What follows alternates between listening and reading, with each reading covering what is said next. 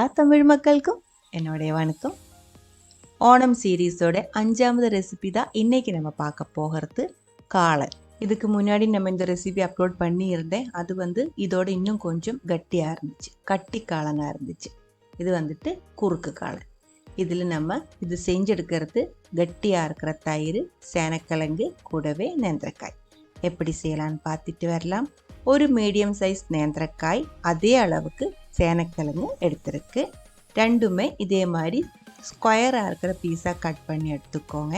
நேந்திரக்காய் cut பண்ணும்போது கொஞ்சம் தோலோடு சேர்த்து நறுக்கி எடுத்துக்கோங்க. வேக வைக்கிறதுக்கு 1/2 டீஸ்பூன் அளவுக்கு மஞ்சள்தூள், 1 டீஸ்பூன் அளவுக்கு வரமிளகாய் பவுடர், 1/2 டீஸ்பூன் அளவுக்கு உப்பு சேர்த்து 1 கப் அளவு தண்ணி ஊற்றி வேக வச்சுக்கலாம். இந்த காய் வேகிறதுக்கான தண்ணி மட்டும் போதும். மிச்சம் நம்ம தயிர் தான் ஊற்றுறது. அதனால் பார்த்துட்டு அதுக்கு தகுந்த மாதிரி மட்டும் தண்ணி ஊற்றி வேக வச்சுக்கோங்க. அதங்க வேகட்டும். அரைக்கிறதுக்காக 1/2 கப் அளவுக்கு துருவன தேங்காய், 1/2 டீஸ்பூன் அளவுக்கு சீரகம், 1/2 டீஸ்பூன் அளவுக்கு பெப்பர், காரத்துக்கு தகுந்த மாதிரி ஒரு பச்சை மிளகாய், தேவையான அளவுக்கு தண்ணி ஊற்றி நல்லா ஃபைன் பேஸ்ட்டாக இதே மாதிரி அரைச்சி எடுத்துக்கோங்க. உங்களுக்கு காய்கறி கூட பச்சை மிளகாய் கட் பண்ணி வேக வைக்கணும் அப்படின்னா அந்த மாதிரியும் வேக வச்சுக்கலாம். பாருங்கள், அதுக்குள்ளே நம்மளோட காயெல்லாம் நல்லா வெந்திருக்கு. நேந்திரக்காய், சேனக்கிழங்கு நல்லா வேகணும். நேந்திரக்காய் பாருங்கள், நெய் மாதிரி நல்லா வேகணும். அப்போ தான் நம்மளோட காளானுக்கு நல்ல ஒரு டேஸ்ட்டு, அதே மாதிரி நல்ல ஒரு திக்னஸும் கிடைக்கும். இந்த அளவுக்கு வெந்ததுக்கு அப்புறம் நம்ம அரைச்சி எடுத்து வச்சுருக்கிற தேங்காயோட மிக்ஸ் அதுக்குள்ளே ஊற்றிக்கோங்க.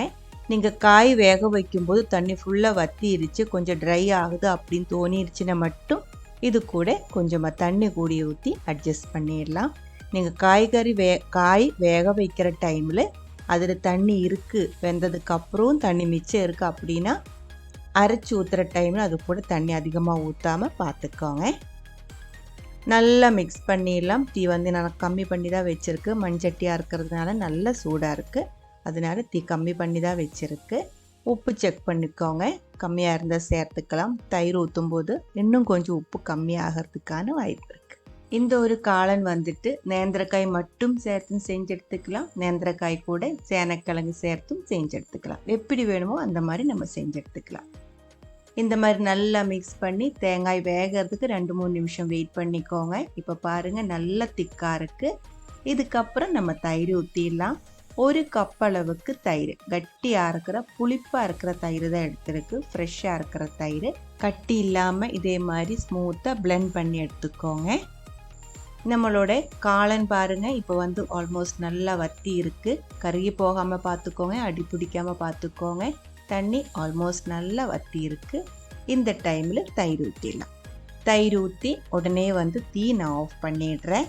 தயிர் ஊற்றினதுக்கப்புறம் கொதிக்கக்கூடாது, ரொம்ப அதிகமாக சூடாகவும் கூடாது. நல்லா மிக்ஸ் பண்ணதுக்கப்புறம் நம்ம இது தாளிச்சிக்கலாம். தாளிக்கிறதுக்கு 2 டேபிள் ஸ்பூன் தேங்காய் எண்ணெய், 1 டீஸ்பூன் கடுகு, 1/4 டீஸ்பூன் வெந்தயம், 2-3 வரமிளகாய், கொஞ்சம் ஃப்ரெஷ்ஷாக இருக்கிற கருவேப்பிலை. வரமிளகாய் கருவேப்பிலை சேர்க்கும்போது தீ ஆஃப் பண்ணதுக்கப்புறம் சேர்த்துக்கோங்க. அப்போ ஃப்ரெஷ்ஷாக இருக்கிற மணமும் கலரும் அப்படியே கிடைக்கும். அதுக்கப்புறம் கொஞ்சமாக வரமிளகாய் பவுடர், ரெட் சில்லி பவுடர் கூடி சேர்த்துருக்கு. நமக்கு நல்ல ஒரு ஆரஞ்சு கலர் கிடைக்கிறதுக்காக தான், டேஸ்ட்டும் அதிகமாகும். அதுக்கப்புறம் நம்ம ரெடி பண்ணி வச்சுருக்கிற காளான்குள்ளே ஊற்றி மிக்ஸ் பண்ணிடலாம். அவ்வளோதான். ரொம்ப ஈஸியாக இருக்கிற, ரொம்ப டேஸ்டியாக இருக்கிற ஓணம் ரெசிபி தான் இந்த ஒரு குறுக்கு காளான். பிடிச்சிருந்தா ட்ரை பண்ணி பாருங்கள். அதுக்கப்புறம் உங்களோட கமெண்ட்ஸ் எல்லாம் சொல்லிடுங்க. இந்த சமையல் பிடிக்கிற ஃப்ரெண்ட்ஸுக்கு மறக்காமல் ஷேர் பண்ணி விட்டுக்கோங்க. நீங்கள் இது வரைக்கும் நம்ம சேனலுக்கு கொடுத்துட்ருக்கிற சப்போர்ட்டுக்கு ரொம்ப ரொம்ப நன்றி. உடனே பார்க்கலாம் இன்னொரு ரெசிபியோட. அது வரைக்கும் வணக்கம்.